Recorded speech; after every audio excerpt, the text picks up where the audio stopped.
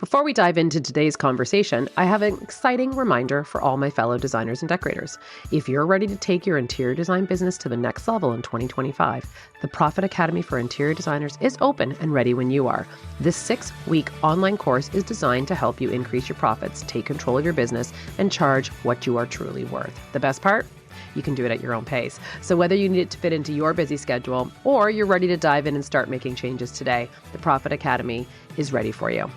With the Profit Academy, you will get a step-by-step roadmap to running a profitable design business, proven price strategies to increase confidently and profitably charge for your time and your designs, templates, worksheets, real-world tools to streamline your workflow, and the flexibility to complete the course on your schedule, because your business should work for you and not the other way around. If you're ready to get started, head to the link in the show notes, and in just 6 weeks, you could be running a more profitable and efficient design business. Now, let's get ready to talk to today's incredible guest. Hi there, interior design lovers. Welcome back to the Business of Beautiful Spaces, the podcast where we blend design inspiration with all behind-the-scenes tips and tricks you need to thrive in your business. I'm your host, Laura Thornton, and with over 27 years in this interior design game and running a 7-figure design company, trust me, I've seen it all. I want to be your interior design bestie. I want to help you build the business of your dreams, make more money, and yes, ditch the stress along the way. I've been doing this for a long time, and now I'm sharing my knowledge with all of you, my fellow designers and decorators. All I ask in return is that you like, review, and follow this podcast wherever you listen so other designers can find us and learn more too. So grab a coffee, get comfy, and let's dive into making 2025 your best business year yet. Welcome back to the Business of Beautiful Spaces, a podcast for interior designers who are building profitable, beautiful spaces with purpose. I'm your host, Laura Thornton, and I'm really glad that you're tuning in today. This episode couldn't be more timely, as many of us are navigating a major shift in our businesses, grappling with the pricing pressures, uncertain clients, and the ever-growing noise around tariff talks. It can be really hard to stay positive, to charge what we are truly worth, and to hold firm on the values that we bring to the table. And that's why I'm really excited about today's guest, Andrea Liebross. So Andrea is a business and mindset coach who works with unapologetically ambitious women entrepreneurs across a variety of industries. So women just like you and me, who are juggling with the complexities of life, business, and big dreams. She's also the host of Time to Level Up podcast and author of the upcoming book, She Thinks Big, An Entrepreneurial Woman's Guide to Moving Past the Messy Middle and Into the Extraordinary, which is coming out this year. And we're going to talk all about the messy middle. So Andrea has helped nearly 10,000 women shift from stuck to unstoppable by blending big picture thinking with the kind of systems and strategies that create time, money, and energy and freedom. And today she's here helping us break through the messy middle, stay grounded in our value, and continue building businesses that don't just survive, but truly thrive. So let's dive in. Welcome back to another episode of the Business of Beautiful Spaces. I'm very happy to be speaking with Andrea Liebross today. Hi, Andrea. How are you? I'm great. Thanks for having me, Laura. Would you start off by just telling us how you got into your profession of mindset? Yes, I would be happy to share that with you. So I actually have just been working on this. What is my title? Who am I? So I came up with the help of some AI, I'll be honest. I work with women business owners, and I am a results-driven business coach, but also really a life balance architect, because our lives are intertwined in our businesses as business owners.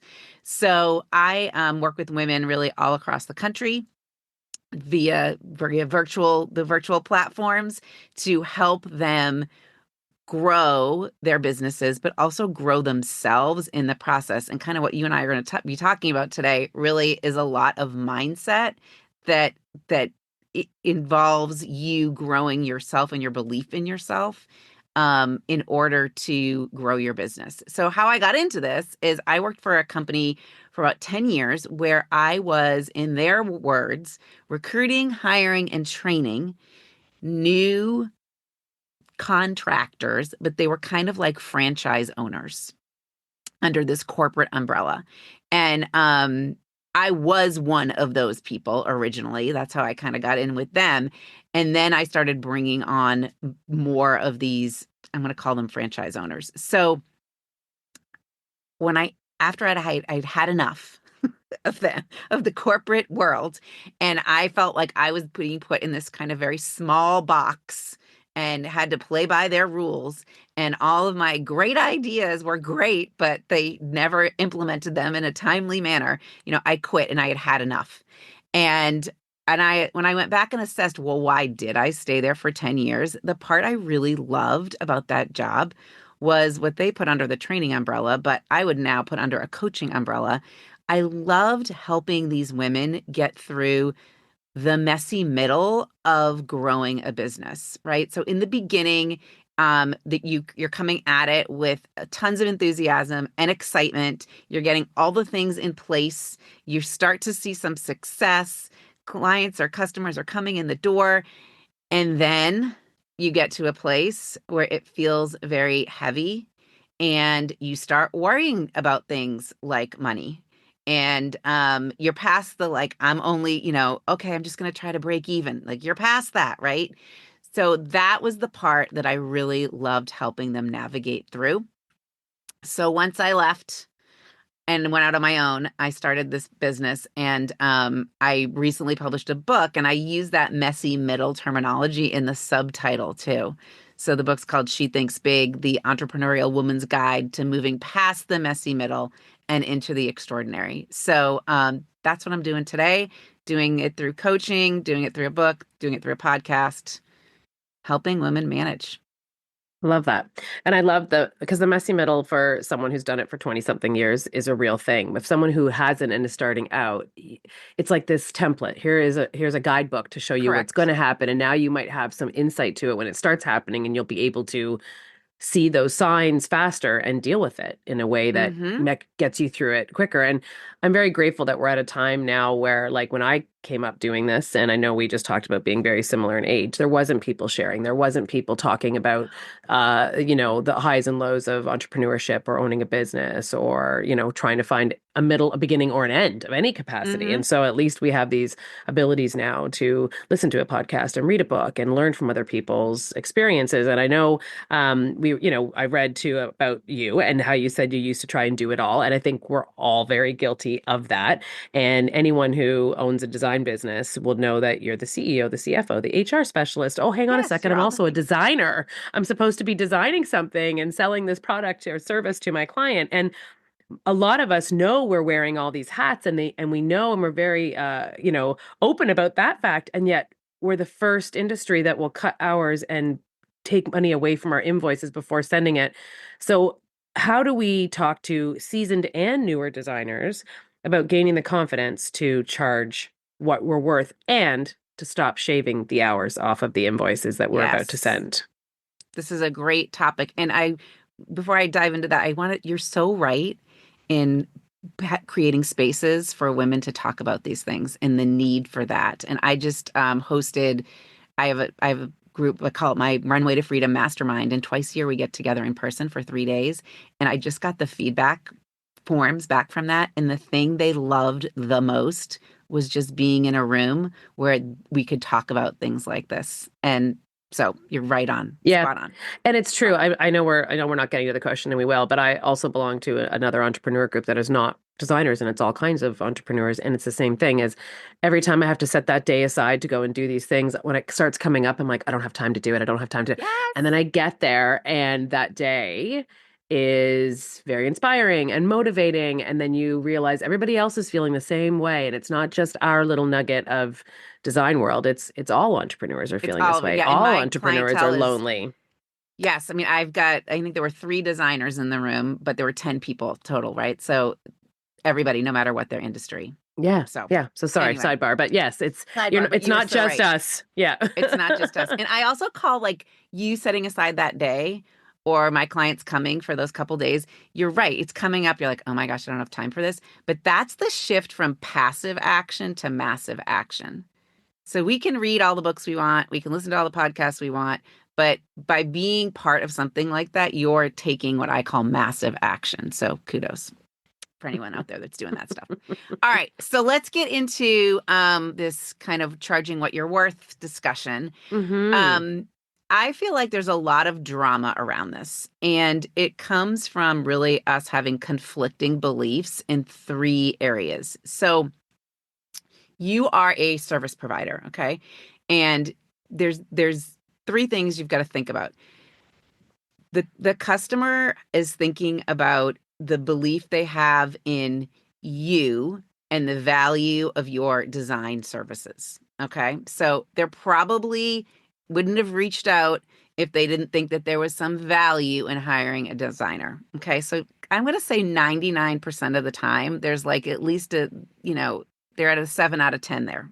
Okay. Then we have the belief that you have in yourself as the provider.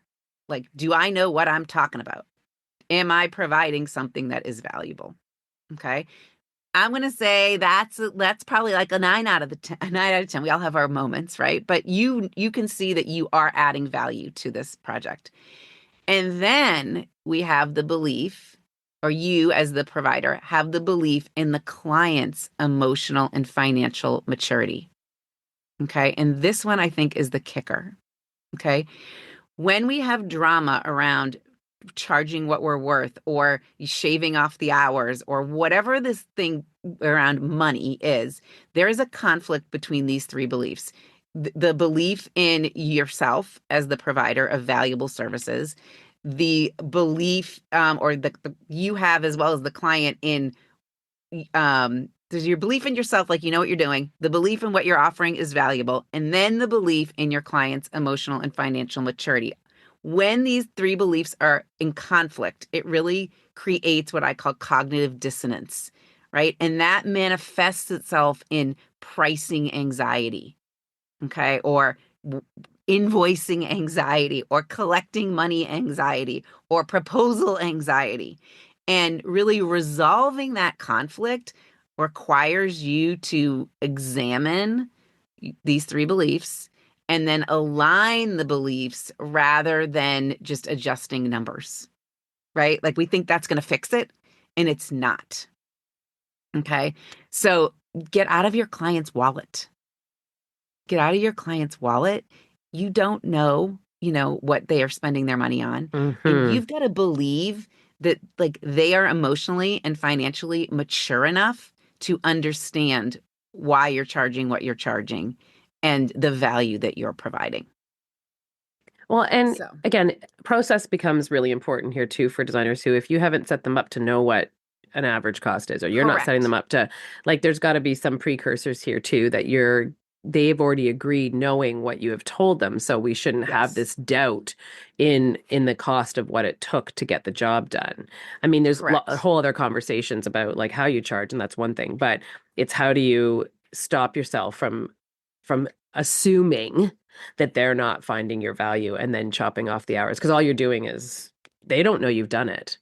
No, They don't know that you've taken this money off. So now you've set them up to think that that's the normal cost. right, So for the right. next person or for the next project, how do you even use those analytics? How do you even use that to move your business needle forward when you're not even being able to use that as true numbers moving forward? So are you keeping two books of time and invoicing? Because now I know. you've What are lessened we doing, your right? hourly rate if that's how you charge. So there are so many things around it, but I do like that it's the value of services, which is something we talk about all the time in Mm-hmm. our designer Mm-hmm. world. I love the benefits to yourself and the client and what you believe your worth is, but also it's so many places where I can think we can apply that in our life is get out of the wallet of somebody else and don't assume that Yeah, that's what they think they're yeah. willing to spend. I like that a lot. And I I think you can. also, sorry, Oh, sorry. I was no, gonna no, say go you can ahead. reframe this. You can reframe it. Like how do you shift your mindset around this? Um, I think you present you and your services and your fee is really opening a door of transformation. Like for you, literally and figuratively, opening a door to transformation. And in my head, I have this visual of a big, beautiful front door. And if you don't open that door wide enough, you are not letting them see all the things that are inside, Right. right? So if you are undercharging or not charging for the appropriate number of hours, you're actually minimizing that transformation opportunity, right? So understanding that believing in your pricing or fee means believing in your client's ability to transform or to accept that transformation. It's like you're doing them a disservice by not charging them what you're worth. Okay. Hmm. And I see that hesitation about pricing within my clients. It really reflects doubt in your clients. You as the provider have doubt in that client capacity, not just self-doubt, right? Like, will they get it? Will they get all the amazingness that I am providing them? Will they get that I've like just poured out my whole brain onto paper and energy for them, right? So you're doing them a disservice by not opening that door really, really wide. And I think um, the value that you're providing them, I call it like the triple value framework. It's time, money, and energy. So your value goes beyond aesthetics. Okay. It actually goes beyond project management. It it really is you are giving them time. Like you are saving them time, right? You're saving them money. They're avoiding costly That's right. mistakes. They're Yeah, avoiding redesign. They're avoiding poor quality purchases, right?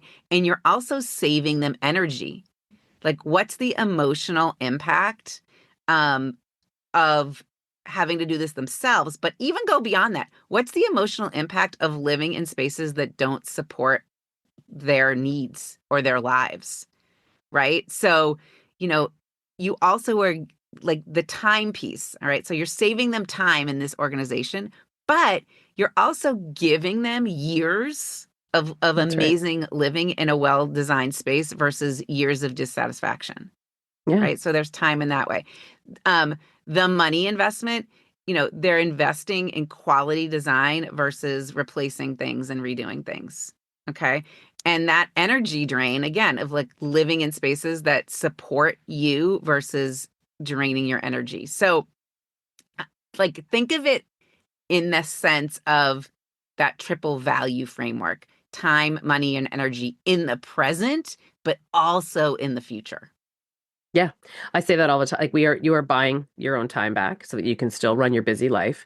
You Yep. are buying our expertise and years of education in addition to actually doing the work and learning the things and figuring out which lines of furnitures and lamps and artwork and Yep. drapery, Yep. all the ones that are quality and are going to last 20. I always say to my clients, and they always say, well, is this going to be timeless? I'm like, nothing is timeless. However, you will tire of that item and want it replaced because you've looked at it for so many years. It will not wear out because the quality was there. Yeah. You're Yeah. just going Yeah. to want something new because we buy and always push quality, and you can be confident that that item will last. And so they always will call you back. But and I like too what you're saying about that. And I think as you do it more and as you push those numbers across the presentation table, which Mm-hmm. make you cringe sometimes, because let's face it, the gas has gone up, the food's gone up, the insurance has Yep. gone up, everything's gone up, and our prices have gone up. And we Yeah. feel like it's us that's cringy. We didn't make these prices go up, but now we have to display them. And I always say it's like going to Costco. I went for the milk and the chicken, which should have been under $10. And I came out with a $600 bill. It happened the other day. And when you look at the bill, everything adds up and makes sense, but it's not what I was expecting to spend. And I feel like that's Correct. what happens here in our office too. You put the presentation across the table and, we're kind of internally cringing because we know it's a little higher than where they want it to be, or they didn't give us a number to be at. And they're always shocked or they say something, but it always ends up in around there because that's what it costs. Well, that's And what it costs, right? yeah, Like you're not, I mean, this is what it yeah, is. Yeah. right. So And if it's you having think that about confidence to like do it. what you want your life to look like in 5 years and 10 years, how do you support that? Like there's a cost to that too. That's So right. you need to be now taking actions that are going to align or support where you want to go as well. And that means charging what you're worth. And that's why one of my next questions, because as I've done this podcast now for 3 years and had people reach out and ask me questions, one of the things all the time that comes up is profitability, which is why we focus on that. But it Yep. is something where, I've heard it so many times. They're like, well, I just wanted to make what I was making before I left a corporate job or working for another designer. But I'm going to have all this free time, which is the first disillusionment buster that we need to like, as soon as you own your own business, you have less time than you've ever thought you were ever going to have. If you want to take your kids to school, that's great. You'll work when they go to bed. That's great. Whatever works for you. I get it because we've all done it. Yep. It's one of those things where that's the first thing. But what I have to always say is you can't just be trying to replace your salary. You can't reverse engineer just your salary. You also have to be making money for the business so it can stay in the business so you can ride the roller coasters of the up and downs. Like right now we're in a weird time with tariff talks. Everybody's Yep. investments have gone into so everybody's afraid to spend money. So we've got all these projects that are on hold. Everybody's pumped the brakes and said, we're on hold. So if you don't have money in the bank in the business to pay for the bills while all these projects are on hold, and you were banking on the next one to pay your salary, these are the things that you can't just replace your salary. You have to be building a business and put money in the business. So it's not just charging your hourly rate that you want to, you have to also buffer into that hourly rate or however you're billing for money to be made for the business. So I'm wondering what common limiting beliefs you're hearing from designers or any women in your mentor Yes. mindset building that really focus around profitability and pricing in their businesses. Because I know we're the anomaly that hours are something that we use all the time, but can't just be about your hours. You have to be trying to build a business with money in the business. So what do Right. you found are the limiting things that people really have to shift their mindset on?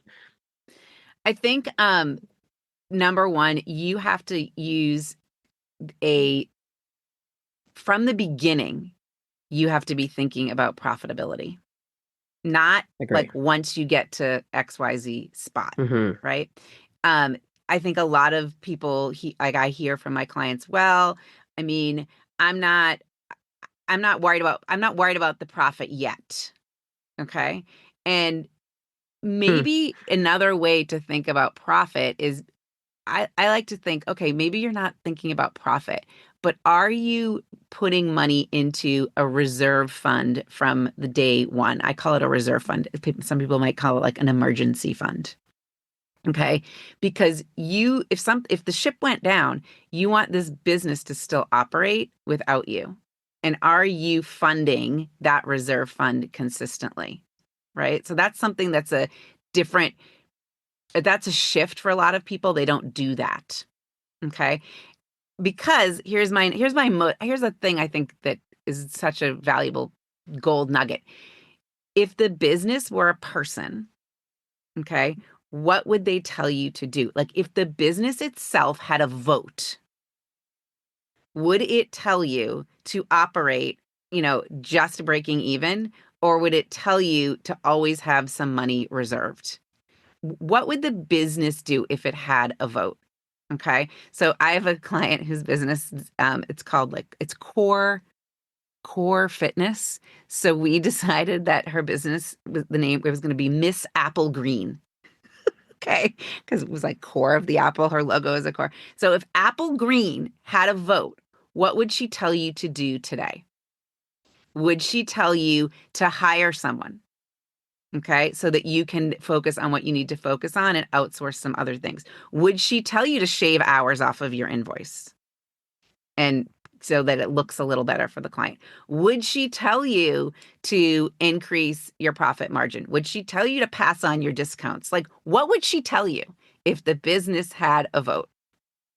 And I think that's so, so important. And that's a shift because we think of like, well, I'm the business owner. So the buck stops with me. Like I make all the decision. True, right? But pretend there was this other person over here. Would Apple Green support your decision? Or would she would say, are you sure you want to do that? Okay. So I love that kind of thinking.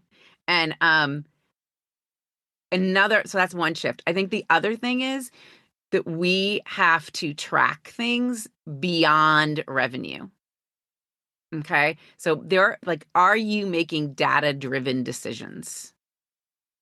Or are you just making decisions based off of how you feel? So ironically, though, if we look at the neuroscience, we do make our decisions off of emotion and logic. Emotion wins out in the end. But do you have that data to support your decision making? Are you tracking enough things? And I think most business owners are not tracking enough things. And they're just looking maybe at that bottom line in the bank account, right? Which doesn't tell Andrea, you you were like speaking anything. my language. Yes, Okay. it's so It true. tells you So true. zero. It Yeah. tells you zero. Yeah. Um, so that's another thing. Like, and when I say, I really, when I work with my clients, I try to get them to not just forecast, but to really look at if they were to, like, you have to operate as if you are getting clients. Okay. So you can't wait until you get the client to then make the decision about money sometimes. You have to operate as if you're going to get yeses and money is going to be coming in. And you have to start making decisions now to support your business later with that assumption. And this is hard stuff. But this is also like making data-driven decisions. This is also aligns with like if the business had a vote, that kind of thing. So you just looking at revenue, just looking at your bank account, that's not enough to drive your decisions.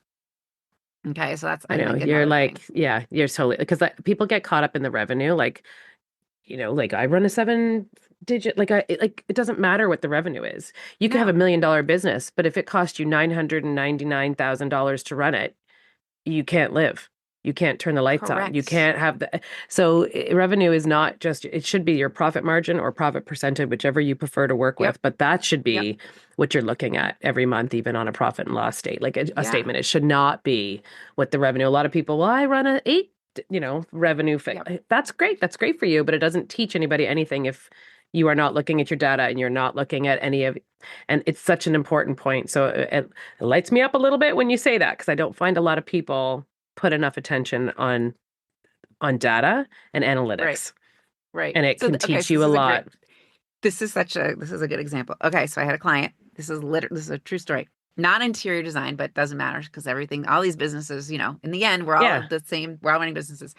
She sent me I use Voxer a lot. I don't know if you know what the Voxer is. app. It's like kind of like Yeah, a walkie-talkie app. Okay. She's like, I was just running my numbers. I'm making 45% profit. And I was like, ah, like it's so good. good. Great. Yeah, I said, good for her. but I just want to ask you a question. Are you paying yourself? Like, are you including, is that profit? Or like where's the paying yourself part going here? If that you've got that mixed in there, like Yeah, more power to you. yeah. Send us the model. Yeah. Right. I was like, tell me what you're doing. Oh, Hmm. yeah. I didn't do that. So I was including what I should pay myself as profit. Okay. So I think another thing is building a sustainable business model has to support your lifestyle goals, like, and who you want to be and Yes. how you want to live rather than just like project completion. Okay. Yes. So you have to be paying yourself in there. That is so important because then we start to get resentful and you start to not like Miss Apple Green. Yeah. Okay. You start to want to throw the apple core at the tree. Right. So you have to build a business model that supports your lifestyle. Right. So, why should you shortchange yourself in what you're charging? Because it's going to be better for your client, right? Is it better for you? No, it's Hmm. not better for you. So I'm a big believer. That's kind of why I say like life balance architect along with the results driven business coaching, because we've got to think about how our life integrates into our business. I'm going to make the assumption that everybody here wants to live an abundant life where they get to go do things and have fun and spend time with the people that are important to them. Does your business reflect that? Hmm. And So, circling back to the confidence end, the more time you take, anyone listening, to get comfortable with your numbers and your analytics and doing exactly what Andrea just talked about with one of her clients, like figuring out your numbers, you will gain confidence right there because you Yeah. know what it takes to run your business. So once you know what it takes, the numbers, that's what it takes. And it'll give you That's what confidence it to takes. Right. slide that presentation across the table to your clients because you have full confidence that this is what it takes to run this business. And I have to be profitable. Like I always say, I'm unapologetically in business to make money. Otherwise, I could go work for Right. somebody else. Right. Like, I say, right? Like, like you've got to be unapologetically ambitious. Like I work with yeah, that was, unapologetically I loved ambitious that women. term. Yes. Yeah. Like let's go. And Let's why are we do this. apologizing for that? We all wanted our own business for whatever reason we wanted it. I think a lot of it thought it was going to be more time. I always laugh when I remember That's thinking that funny. when I had my two young kids at home, oh, it's going to buy me more time. Absolutely Yes. not. But the freedoms now are very different. But I love that you use that term about embracing that ambition. And how do we do that without guilt? I guess becomes the next question. I think that Right. confidence is the key thing for a lot of people. It And is. how do you gain that confidence? And so I know you work with a I, lot of women, and I'd love to know what yeah. that phrase means to you. Yeah. So I think I actually was just on a panel yesterday and we were talking about confidence. And my definition of confidence, I took a little survey. What do you think confidence is? What do you think confidence is? My definition is being willing to feel all the feelings. You are confident if you are willing to feel uncomfortable as you slide the paper across the table. You are confident if you are willing to say yes or no to things, right? You are confident if you can also just look at your numbers or look at the data as just numbers. Like if you are attaching meaning to them in a way that makes you feel horrible, like you're doing it wrong. Like you need to just like the numbers are the numbers. 100 could be a lot in some situations, or it could be very little in others. It's just the number 100. So you Hmm. have to kind of become confident in um, exploring money, exploring numbers, and really just treating it as like it's neutral. It's not, it doesn't have a charge of positive or negative.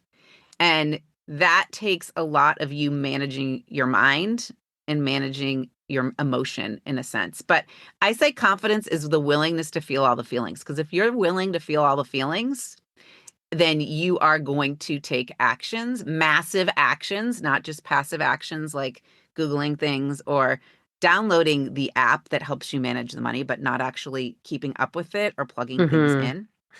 Right.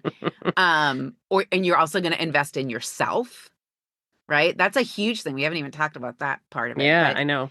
I have like 40 we could more have questions 7 for you. podcast episodes, right?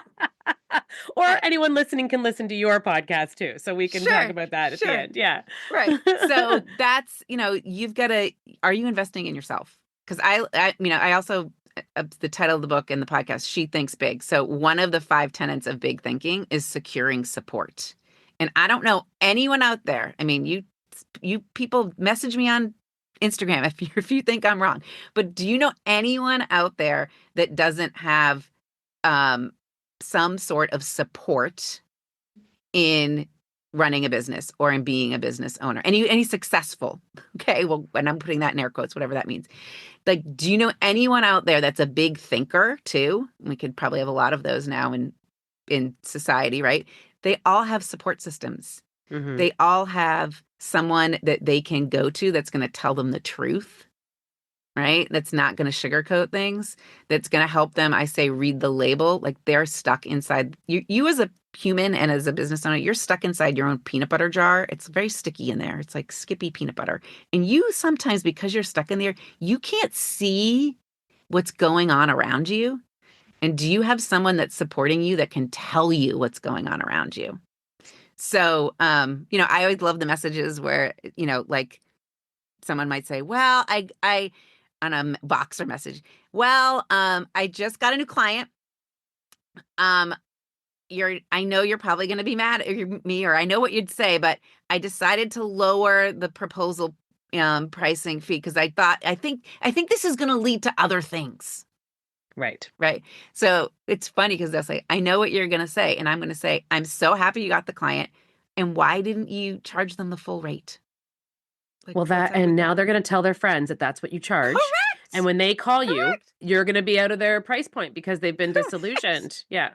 So So sorry. this is Sorry like, to your Voxer friend, but we're both like, yeah, don't well, do that's it. what, Yeah. she's right. She's like, Yeah. I know You what you're going to valued say, right? yourself. Yeah. Right. So Oh. I'm seeing a bigger picture, right? Like she's stuck in her peanut butter jar and I'm Mm-hmm. seeing the bigger Mm-hmm. picture. Anyway, I know. And it's funny yeah, when you say that too, because I know that it's become somewhat of a term that's fairly recent, like a business coach or a mentor, that even for me, who has been doing this a long time, but the more associations that I join or become part of, it becomes very commonplace that people who have run very big businesses, they had coaches, they had they did. mentors, they had, They did. I was fortunate enough to be at an event I guess about a month or two ago and sat next to Brian Smith, who started Uggs. He was the guest speaker. I just didn't know it was him. So, maybe I That shouldn't was have been lucky. asking about the weather here and talking about salmon. But anyway, long story short, he came back to talk to our group because when he was doing UGG, this was where he found value, was in this entrepreneur group. And so Yeah. he's come back as a speaker years later. And so you start hearing it, and it's not just a buzzword. If you find the right person who can help you and you connect Right. with and can guide you and get you out of that peanut butter or jam jar, I think that is huge. And that was one of my next questions for you was, that icky feeling of growth, what we all, you get Yeah. that kind of like, should I, shouldn't I? And I always find that is the biggest time for change, and that is the biggest jump, and those moments are the biggest growth. And is it growth or is it mindset? Maybe you can walk us through those moments where it doesn't sit very well, but sometimes those have been the biggest moments in the business growth in my Yeah. experience. And I, it's like everything is that everything you ever wanted is on the other side of uncomfortable. right. Right. So I think as you're growing a business, you're growing yourself, you're changing your mindset. Your mindset is shifting, you're seeing new things and systems. So it's like Mm, 80% mindset and 20% systems and processes. And I think we get stuck in the systems and processes things early on in our business. I've talked to a lot of newer business owners that say, "Hey, Andrea, I totally want to work with you. I just need to get through this course that's going to mhm, give me all the templates." Okay. 100%. Get through the course, get your templates. I'm also going to add a little PS, like you're going to change those things 100 million mhm, times down the road. But okay, mhm, fine. So it's not just the templates and the systems, it's also this mindset. And I think that's where this support thing kind of comes in.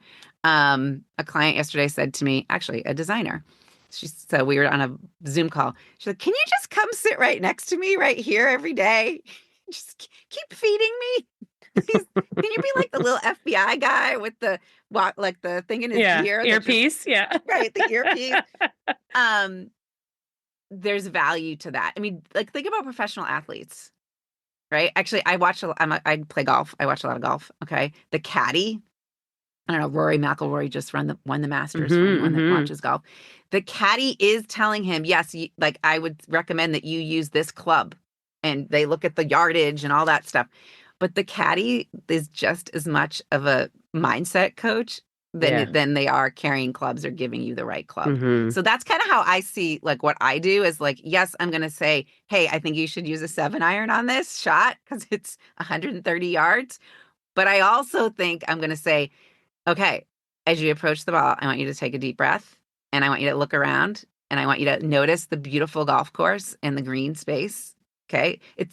And I want you to get in your head that, yeah, you could beat this guy in front of you, even though supposedly on paper they're a better player. Like, so there's mindset and then there's systems. Yeah. I love that analogy because right away I'm like, I can't get 140 on my seven. I can only get like 115 to 119. So I need that caddy. See? So we all need it in different parts Yeah. of our lives. So, okay. So for someone listening who needs to start thinking about the mind shift, Yep. can you give us one step for someone who's going to start doing this date? Like, what could you give us that's one, start tomorrow? Here's a step one on mind shift. Okay. Okay. Okay. Good question. I think Sorry, on the step spot. one, no, it's okay. It's okay. I mean, there's so many things I could say, right? I think the first thing you need to, one of the very first things you need to do is you have to realize that you don't have to go it alone. Okay. And this mindset shift, you can do all these things on your own. You can read books and listen to podcasts. You can come listen to Laura and I every day. And while you're driving for those 20 minutes and listening to us, you're going to be like, yes, So right. So right. Yeah, Yeah, connecting. Yeah. 100%. I'm gonna, or you're reading the book and you're highlighting and underlining. Yes. Okay. That's passive action. Okay. You have to take these mindset pieces of the puzzle and turn them, you have to take action. Like you have to do something with the With yeses. the information. Yeah. Okay. And to do that consistently, okay, day in, day out, you can't do it. You can't go it alone. Okay. So how many of us will be like, oh my gosh, on Monday, I was so productive. I got so many things done. It was great. And then by Thursday afternoon, I was like, oh my gosh, where has the week gone? It's Okay. true. So that's kind of the same sort of thing. Like you can do all of these things. This is not rocket science. Mindset is not rocket science. There's a lot of neuroscience behind it, and I can geek out on all that, but it's not rocket science. But to stay in that space, okay, and it's not just positive thinking either, but to stay in the space in the mindset that's going to support you and your goals, you need to take some massive action. You can't go it alone. You need support. And admitting that to yourself is key. Okay, So so that if was a big, somebody really long listening, answer. yeah, no, I like it because then you can find that in many different ways, obviously, right? Like community, 100%. people. But Oh, yeah. if you are trying to build your business and you are trying to, then you might want to look into a business coach or a mentor or a Right. mindset Right. coach. So where can someone listening find you? So they can go listen to my podcast, but that would be passive action. But I still recommend you go do that. It's called She Thinks Big, and you can find it where probably ever you're finding Laura. Um, I've got a book, same title, but probably the best thing is go to, I made this very short link, Andrea's with an S, links with an S.com, Andrea'sLinks.com. And that little link is going to link you to my website, to all these things I'm talking Perfect. about.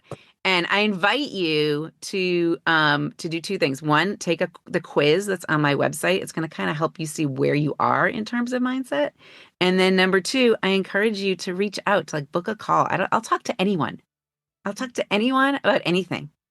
Let's just chat. There's no cost to it. It's free, complimentary, right? Let's just chat. Let me help you. Just even I call it like a let's strategize call. Just let me help you brainstorm. Let me help you get Yeah. some Figure out clarity. what you need, right? Yeah. Yeah. Yeah. Sometimes somebody doesn't even know what they need, doesn't know where to start.